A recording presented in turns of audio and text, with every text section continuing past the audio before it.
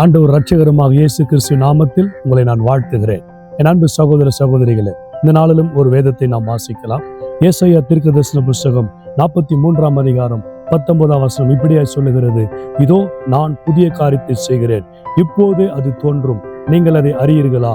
நான் வனாந்தரத்தில் வழியையும் அவாந்தர வெளிகளிலே ஆறுகளை உண்டாக்குவேன். உங்களை பார்த்துத்தான் ஆண்டவர் சொல்லுகிறார். உங்களுக்கு ஒரு புதிய காரியத்தை இன்றைக்கு செய்வேன் என்று சொல்லுகிறார். உங்கள் வாழ்க்கை வனாந்தரத்தை போல இருக்கிறதா? அவாந்தரத்தை போல இருக்கிறதா? அந்த வனாந்தரத்தை கூட ஆண்டவர் வயல் நிலமாய் மாற்றுவார். அவாந்தர வெளியை கூட அவர் ஆறுகளை ஓட பண்ணுவார். அது இப்போதே தோன்றும். என் அன்பு சகோதரனே, உங்கள் வாழ்க்கையில் ஏதோ ஒரு காரியத்துக்காக நீங்கள் காத்திருக்கிறீங்களா? இயேசு கிறிஸ்து உங்களை பார்த்து சொல்லுகிறார்: மகனே, என் மகளே, உனக்கு ஒரு புதிய வழியை நான் திறக்கிறேன், புதிய காரியத்தை செய்கிறேன், என்னை விசுவாசி, என்னை நோக்கி இயேசுவே என்று கூப்பிடு, நிச்சயம் ஆண்டவர் உங்களை ஆசீர்வதிப்பார். இந்த வார்த்தையை நம்புங்கள். God bless you.